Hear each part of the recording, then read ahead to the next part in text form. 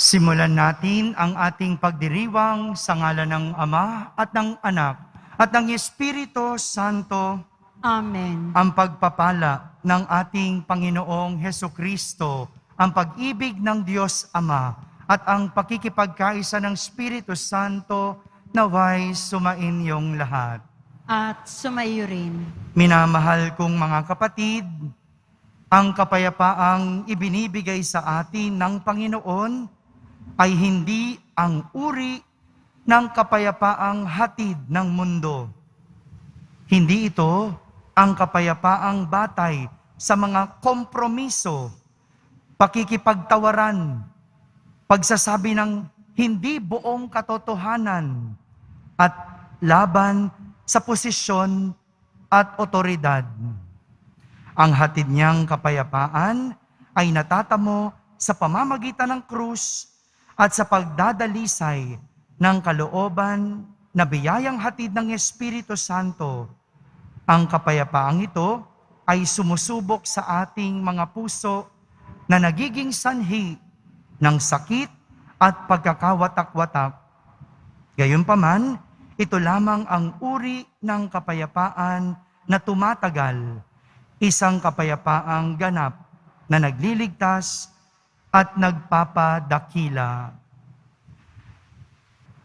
Upang tayo'y maging marapat gumanap sa banal na pagdiriwang, aminin muna natin at pagsisihan ang ating mga kasalanan. Inaamin ko sa makapangyarihang Diyos At sa inyo mga kapatid, nalubha akong nagkasala sa isip, sa salita at sa gawa, at sa aking pagkukulang, kaya isinasamo ko sa mahal na Birheng Maria, sa lahat ng mga anghel at mga banal, at sa inyo mga kapatid, na ako'y ipanalangin sa Panginoong ating Diyos. Kaawan tayo na makapangyarihang Diyos, patawarin tayo sa ating mga kasalanan at patnubayan tayo sa buhay na walang hanggan. Amen. Panginoon, kaawaan mo kami. Panginoon, kaawaan mo kami. Kristo, kaawaan mo kami. Kristo, kaawaan mo kami. Panginoon, kaawaan mo kami. Panginoon, kaawaan mo kami.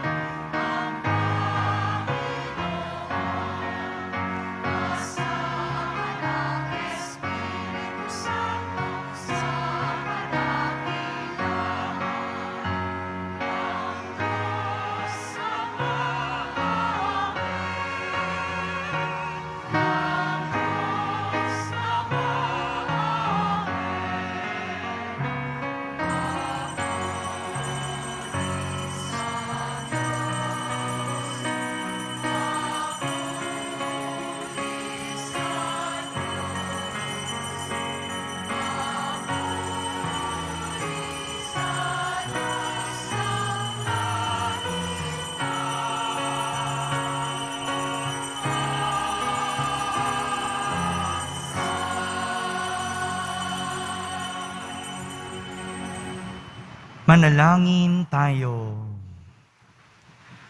Ama naming makapangyarihan, lingid sa aming paningin ang mga inihanda mo para sa mga nagmamahal sa iyo. Padaluyin mo sa amin ang agos ng iyong pag-ibig upang sa pagmamahal namin sa iyo ng higit, makamtan namin ang iyong mga pangakong hindi malirip, na hindi pa sumasagi sa isip namin o panaginip. Iniluluhog namin ito sa pamamagitan ni Jesucristo kasama ng Espiritu Santo magpasawalang hanggan. Amen. Magsiupo ang lahat.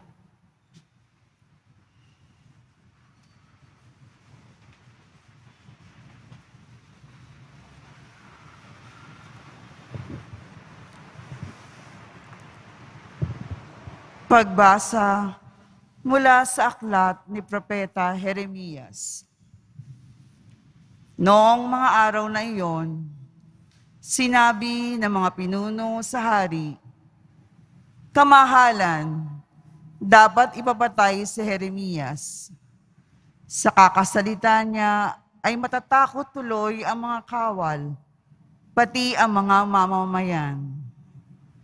Hindi nakatutulong sa bayan ang taong yan. Manapay, ibig niya mapahamak tayong lahat. Kaya't sinabi ni Haring Sedekias, kung gayon, gawin ninyo sa kanyang ibig ninyo. Hindi ko kayo mapipigil." Dinakip nila si Jeremias at dinala sa may balon ni Prinsipe Malkiyas sa himpilan ng mga bantay. Matapos talian ng lubid, inihugos nila si Jeremias sa balon. Hindi tubig, ngundi burak ang laman ng balon, kaya't lumuhog siya sa putik. Pumunta roon si Ebed-Melech at sinabi sa mga hari, "Kamahalan, masama ang ginawa ng mga pinuno. Inihulog nila sa balon si Jeremias. Maaaring mamatay siya sa gutom pagkat wala ng pagkain sa lungsod." Iniutos ng hari na magsama si Ebed-Melech ng 3 lalaki at pagtutulong-tulungan nilang iahon sa balon si Jeremias at baka mamatay. Ang salita ng Diyos. Salamat sa Diyos.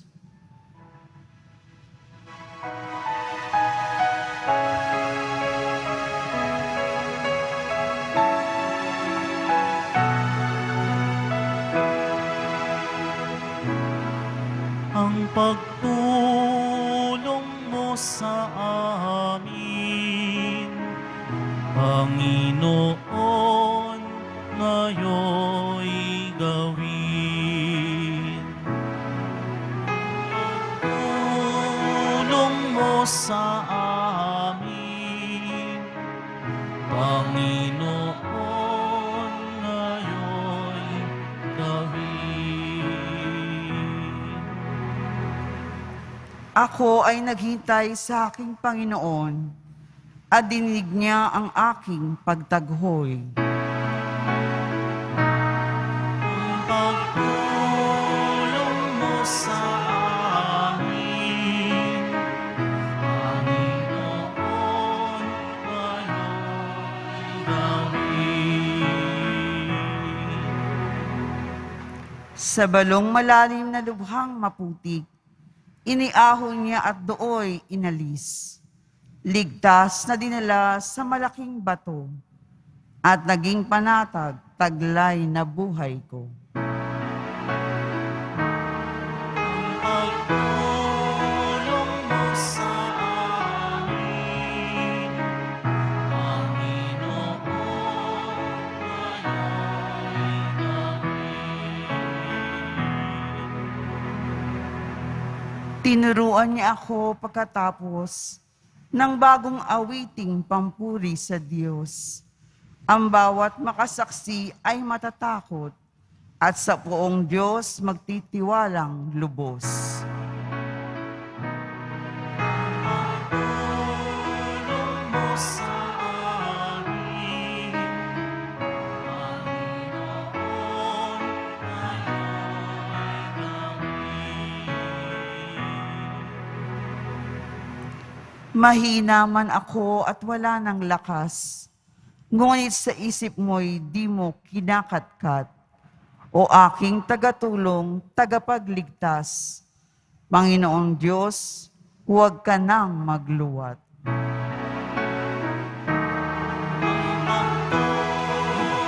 mo sa amin, Panginoon,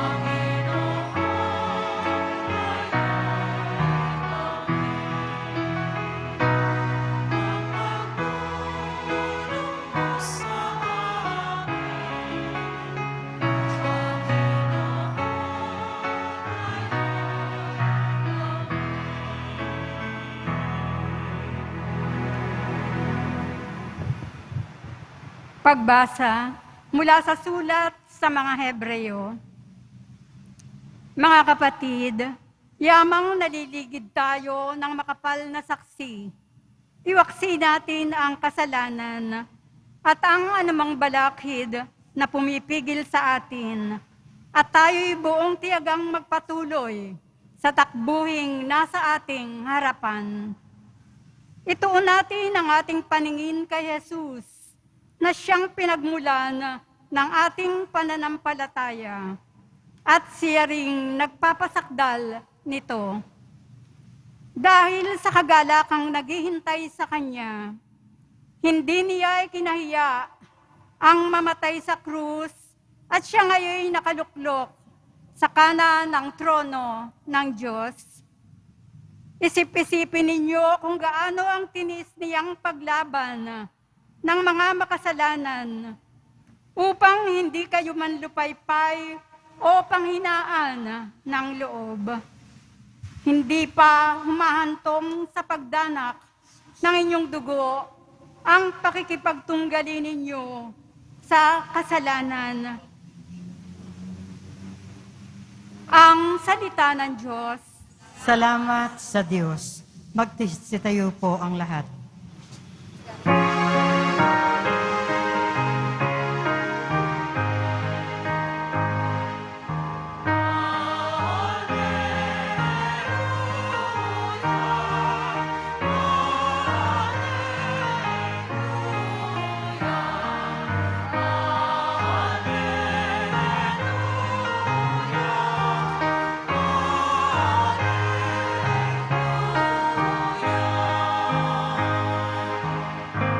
Ang tinig ko'y pakikinggan, ng kabilang sa aking kawan, ako'y kanilang susundan.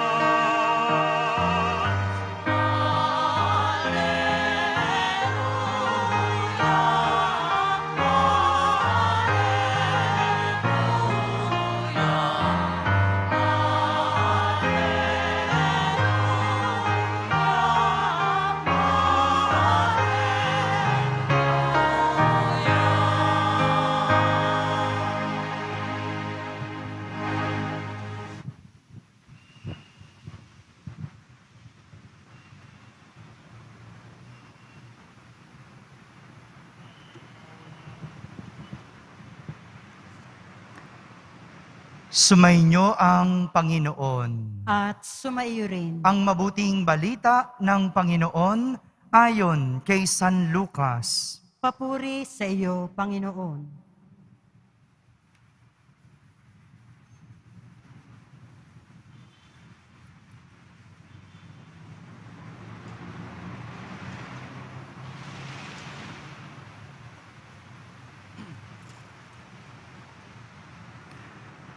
Noong panahong iyon, sinabi ni Jesus sa kanyang mga alagad, "Naparito ako upang magdala ng apoy sa lupa at sana'y napaningas na ito. May isang binyag, panadapat kong tanggapin at nababagabag ako hanggat hindi natutupad ito. Akala ba ninyo'y pumarito ako upang magdala ng kapayapaan sa lupa? Sinasabi ko sa inyo, hindi kapayapaan, kundi pagkakabahabahagi. Mula ngayon, ang 5 tao sa isang sambahayan ay mababahagi 3 laban sa 2 at 2 laban sa 3. Maglalaban-laban ang ama at ang anak na lalaki, ang ina at ang anak na babae, at gayon din ang biyanang babae at manugang na babae. Mga kapatid, ang mabuting balita ng Panginoon. Pinupuri ka namin, Panginoong Heso Kristo. Magsiupo ang lahat. Isang magandang araw po sa inyong lahat. Pakibati mo naman ang katabi mo ng magandang araw. Nais ko pong simulan ang ating pagninilay sa isang kwento. At ang aking kwento sa araw na ito ay tungkol sa isang estudyante. Isang estudyanteng nagngangalang Andrew. Ano pong pangalan ng estudyante? Yan, very good. Gising pa, no? Andrew ang pangalan ng estudyante at si Andrew ay magaling magpinta. Magaling gumawa ng obra. Sa makatuwid, ano si Andrew? Doktor? Painter o artist, no? Inspirado si Andrew na gumawa ng obra. Kaya isang araw, dahil puspos na puspos ang kanyang puso ng inspirasyon, siya ay gumawa ng isang painting. Pakiramdam niya, ito ang pinakamagandang painting o obra na kanyang nagawa. Sa dinami-dami ng kanyang nagawa, ito yung pinakamaganda kasi puspos siya ng inspirasyon. Kaya naman, dinala niya ito sa kanilang eskwelahan.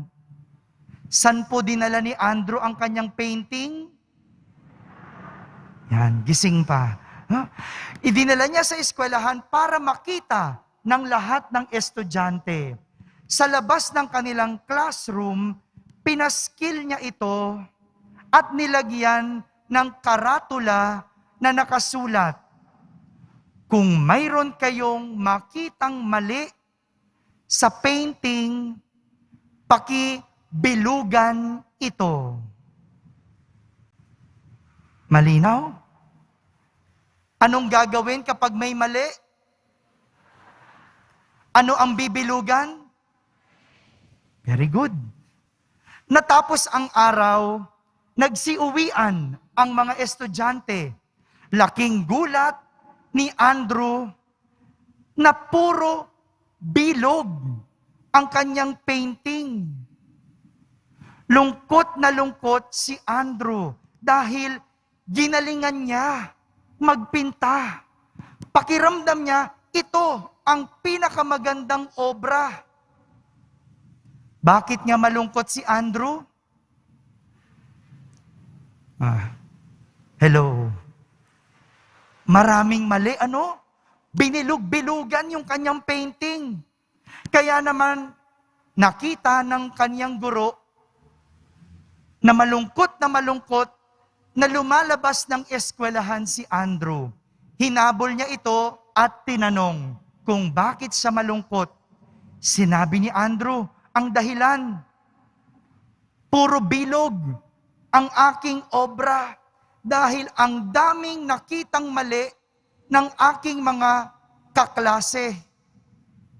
Kaya naman, sinabi ng kanyang guro, gumawa ka ulit ng isa pang painting.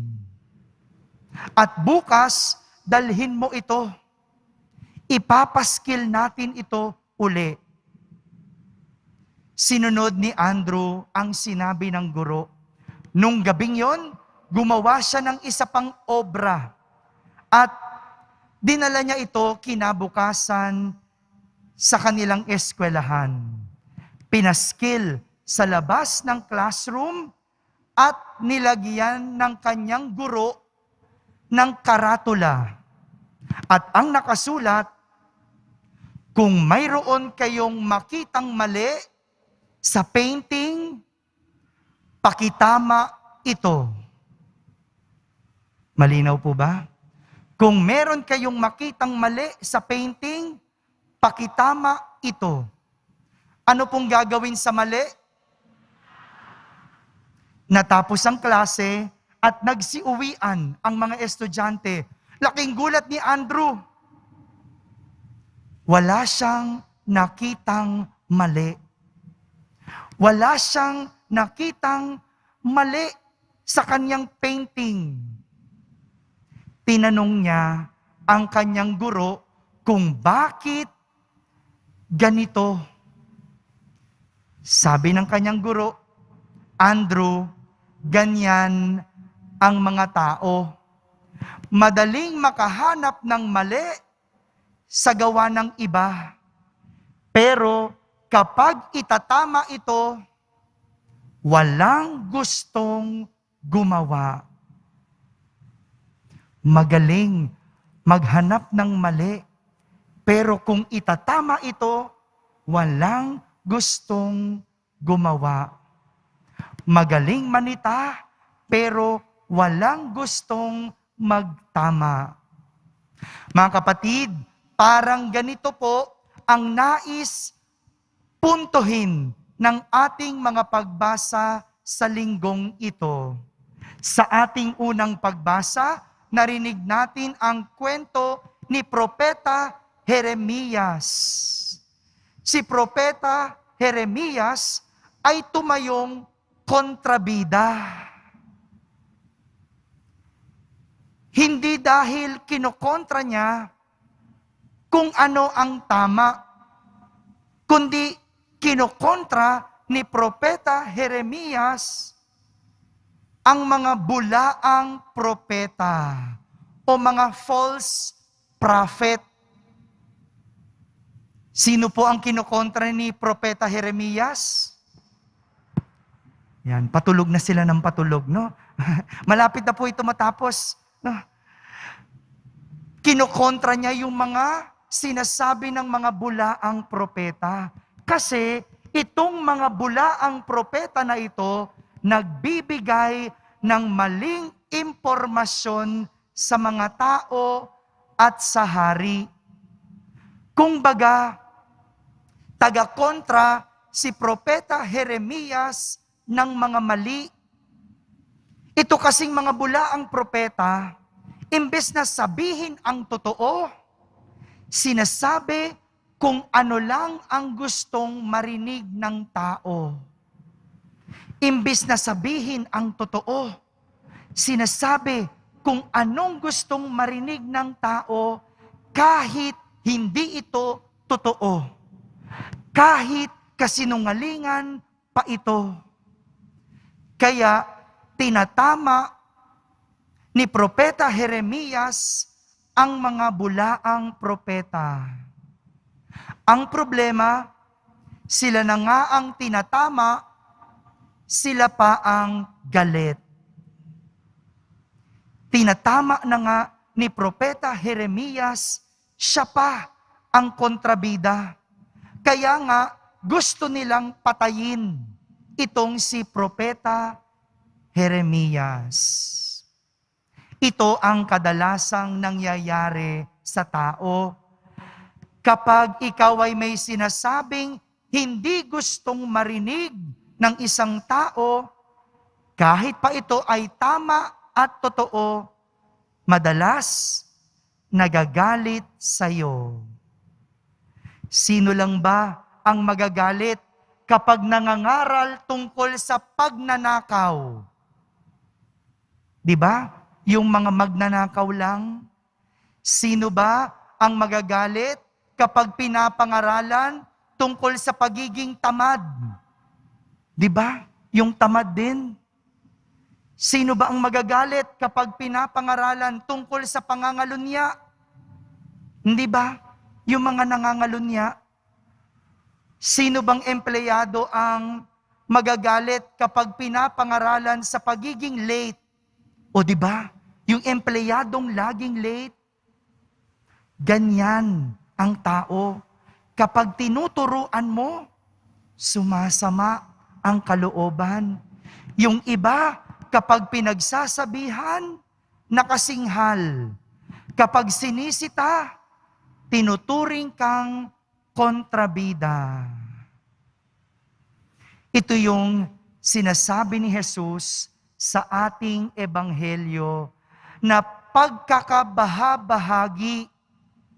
Sabi ni Jesus, ang ama sa kanyang anak na lalaki, ang ina sa kanyang anak na babae, ang biyanan sa kanyang manugang.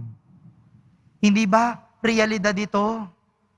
Kaya nagkakabahabahagi at hindi nagkakasundo ay kapag tinuturuan ng ama at ina ang kanilang mga anak. Nagdadamdam, nagtatampo, nagagalit. Akala mo pinahihirapan, pero ang totoo, tinuturuan. Ang manugang at biyanan, bakit nagkakagalit? Kapag pakiramdam ng bawat isa, sila ay kontra. Ganito din po sa turo at pangaral ng Diyos. Nagkakabahabahagi ang tao dahil may ayaw tumanggap at may ibang nanlalaban kapag tinuturuan. Kaya nga, nahahati ang mga tao kapag usaping same-sex marriage, kapag usaping contraceptives, kapag usaping divorce. Ayan, may kanya-kanya tayong panig. May kanya-kanya tayong gusto. Pero isa lang naman ang turo ng Diyos. Mga kapatid, sadyang mahirap tanggapin ang pangaral at utos ng Diyos. Kadalasan, labag ito sa ating kalooban. May mga pagkakataon ding hindi ito umaayon sa ating kagustuhan. Pero pagbali-balik ta rin man natin ang mundo, kahit kailan ang turo ng Diyos hindi magbabago. Ang turo ng Diyos hindi magbabago. Magalit man sila kung ginagamit mo ang utos ng Diyos. Magdamdam man sila kung itinatama mo ayon sa pangaral ng Diyos. Mananatili itong mabuti at totoo. Sa huli, ito pa din ang magdadala sa atin sa tuwid at maayos na buhay. Amen? Amen.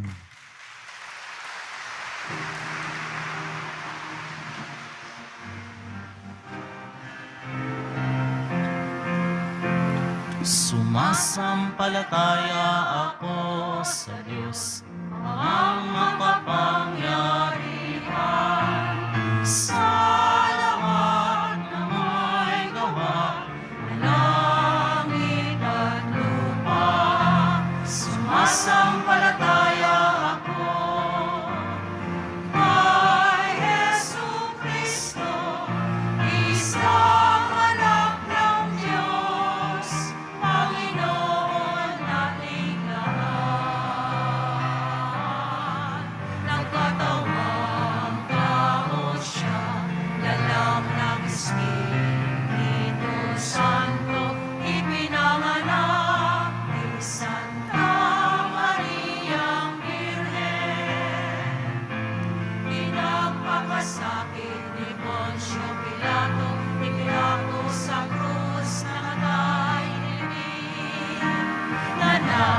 sa kinaroroonan ng mga yumao.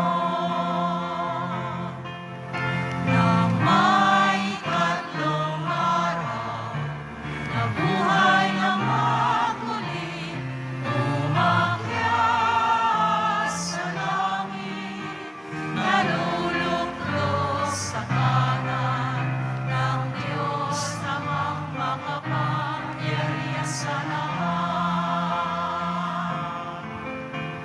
Doon magmumulang paririto sa tukong sa nangabubuhay at nangamatay na tao. Sumasampalataya naman ako sa Diyos Espiritu Santo, sa banal na simbahan Katolika, sa kasamahan ng mga banal, sa kapatawaran ng mga kasalanan, sa pagkabuhay na muli ng namamatay na tao, at sa buhay na walang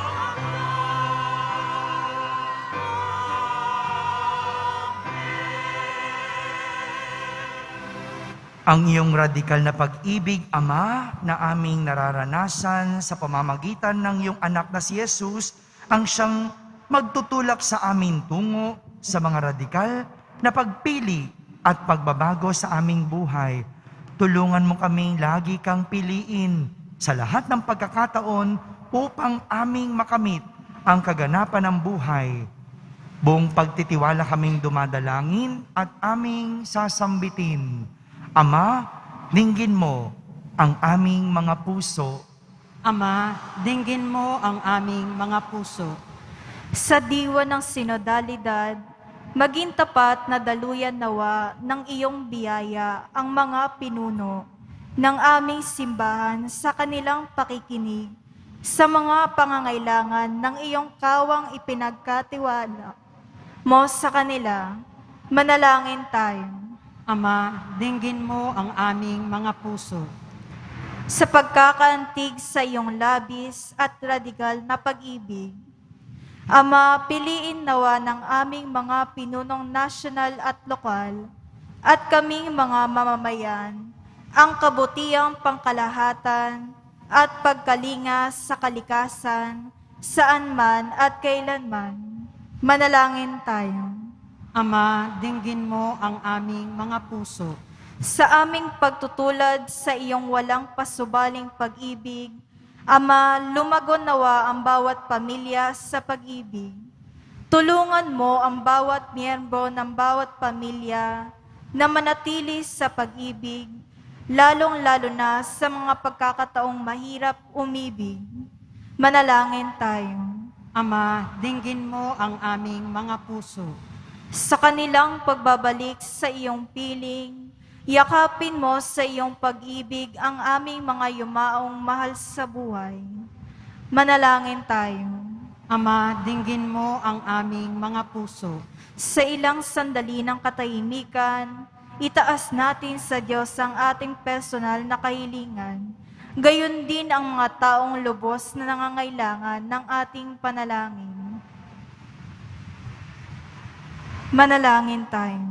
Ama, dinggin mo ang aming mga puso.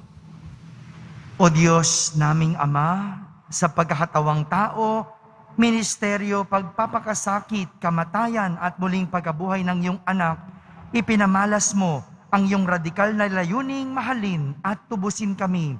Tulungan mo kaming masalamin ang parehong pagmamahal sa isa't isa upang kami rin ay maging aktibong tagapamagitan ng iyong pakikiniig at kaligtasan sa pamamagitan ni Kristo na aming Panginoon. Amen. Magsiupo ang lahat.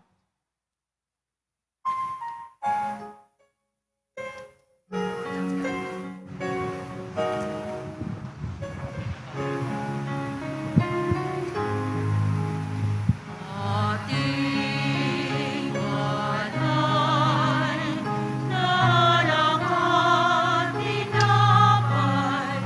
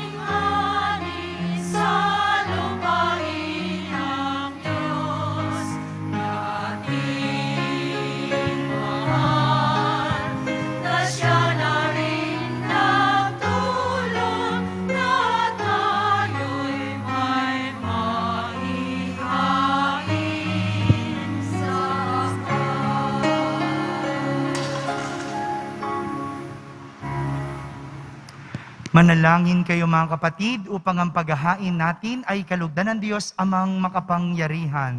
Tanggapin nawa ng Panginoon itong paghahain sa iyong mga kamay, sa kapurihan niya at karangalan sa ating kapakinabangan at sa buong sambayanan niyang banal. Ama naming lumikha, tanggapin mo ang mga alay upang maganap ang pagpapalitan ng iyong kaloob at ng aming handog sa aming paghahain na iyon na ring ibinigay para kami maging marapat na iyong paunlakan sa pamamagitan ni Jesucristo kasama ng Espiritu Santo magpasawalang hanggan. Amen. Sumainyo ang Panginoon. At sumaiyo rin. Taas sa Diyos ang inyong puso at diwa. Itinaas na namin sa Panginoon. Pasalamatan natin ang Panginoong ating Diyos. Marapat na siya ay pasalamatan. Ama naming makapangyarihan, tunay ngang marapat na ikaw ay aming pasalamatan sa pamamagitan ni Jesucristo na aming Panginoon.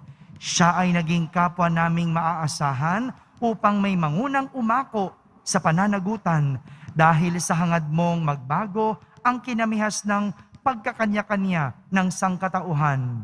Bunga ng pagtitiis, siya ay nanaig at ang kamatayan ay kanyang nalupig, kaya't siya ang aming daan para aming masapit ang iyong tapat at maaasahang pag-ibig. Kaya kaysa ng mga anghel na nagsisiawit ng papuri sa iyo nang walang humpay sa kalangitan, kami nagbubunyi sa iyong kadakilaan.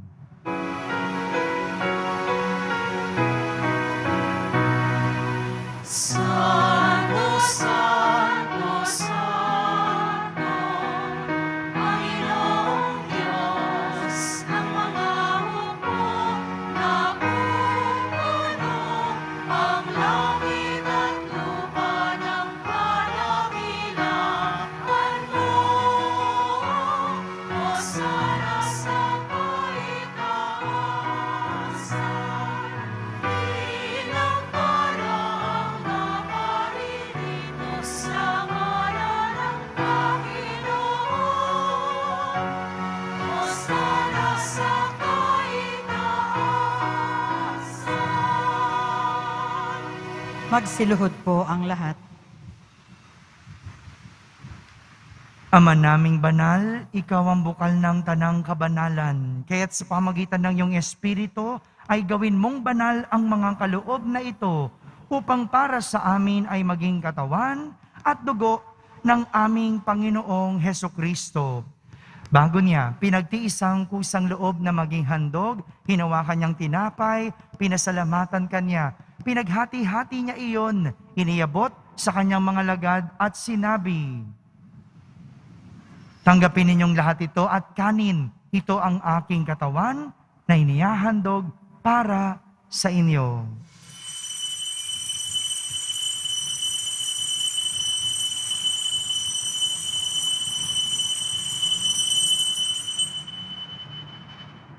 Gayon din naman, nung matapos ang hapunan, hinawakan niyang kalis, muli kanyang pinasalamatan. Iniabot niyang kalis sa kanyang mga lagad at sinabi,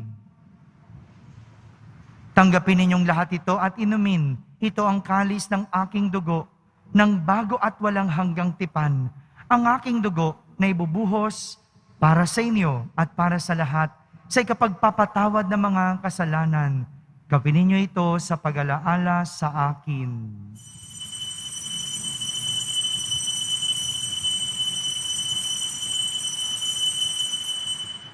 Magsitayo po ang lahat. Ipagbunyi natin ang misteryo ng pananampalataya.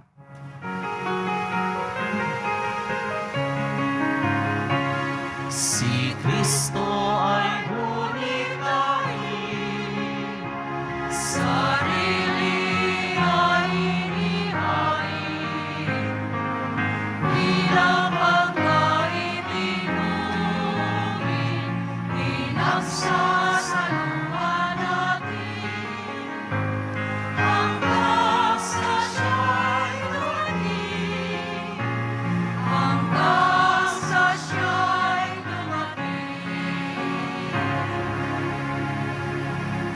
Ama, ginagawa namin ngayon ang pag-alaala sa pagkamatay at muling pagkabuhay ng iyong anak kaya't inaalay namin sa iyo ang tinapay na nagbibigay buhay at ang kalis na nagkakaloob ng kaligtasan. Kami nagpapasalamat dahil kami iyong minarapat na tumayo sa harap mo para maglingkod sa iyo. Isinasamo namin kaming magsasalo-salo sa katawan at dugo ni Kristo ay mabuklod sa pagkakaisa sa pamamagitan ng Espiritu Santo. Ama, lingapin mo ang iyong simbahang laganap sa buong daigdig. Puspusin mo kami sa pag-ibig kaysa ni Francisco na aming Papa, ni Jose na aming Obispo at ng Tanang Kaparian. Alalahanin mo rin ang mga kapatid naming nahimlay na may pag-asang sila'y muling mabubuhay. Kayon din ang lahat ng mga pumanaw. Kaawan mo sila at patuloyin sa iyong kaliwanagan. Kaawan mo at pagindapating kaming lahat na makasalo sa iyong buhay na walang wakas. Kaisa na mahal na Birheng Maria na Ina ng Diyos, ang aming Nuestra Señora de la Buena Hora, ng kabiyak ng puso niyang si San Jose, kaysa ng mga apostol, ni San Juan Bautista, at ng lahat ng mga banal na namuhay dito sa daigdig ng kalugod-lugod sa iyo. May pagdiwang nawa namin ang pagpupuri sa kararangal mo sa pamamagitan ng iyong anak na aming Panginoong Hesukristo.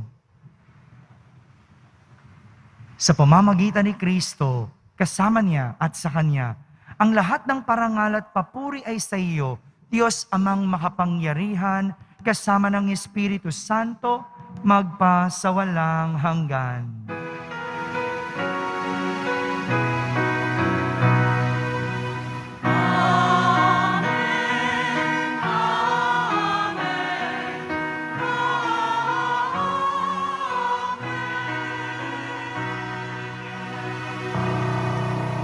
Sa tagubilin ng mga nakahagaling na utos at turo ni Jesus na Panginoon natin at Diyos, ipahayag natin ng lakas loob.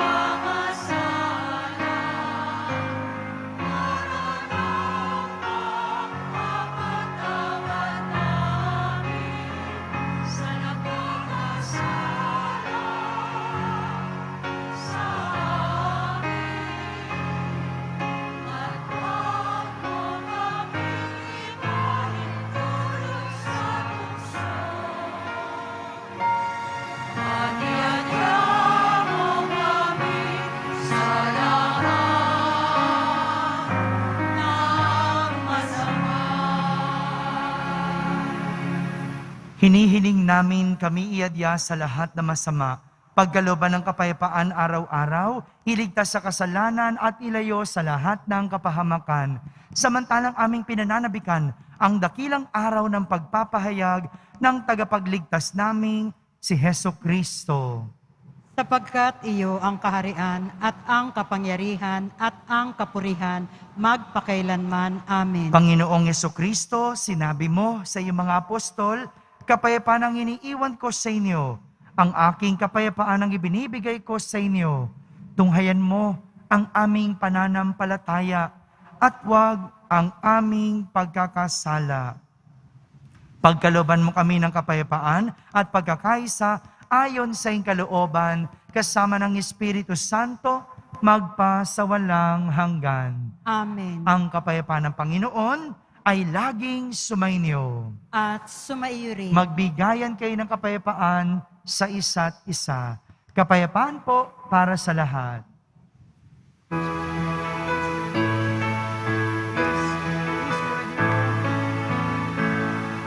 Kordero ng Diyos na nag-aalis ng mga kasalanan ng sanlibutan, maawa ka sa amin. Kordero ng Diyos na nag-aalis ng mga kasalanan ng sanlibutan, maawa ka sa amin. Kordero ng Diyos na nag-aalis ng mga kasalanan ng sanlibutan, ipagkaloob mo sa amin ang kapayapaan. Magsiluhod po ang lahat. Ito ang kordero ng Diyos. Itong nag-aalis ng mga kasalanan ng sanlibutan. Mapalad ang mga inaaniyahan sa kanyang piging. Panginoon, hindi ako karapat-dapat na magpatuloy sa iyo, ngunit sa isang salita mo lamang ay gagaling na ako. Ang katawan ni Kristo, Amen.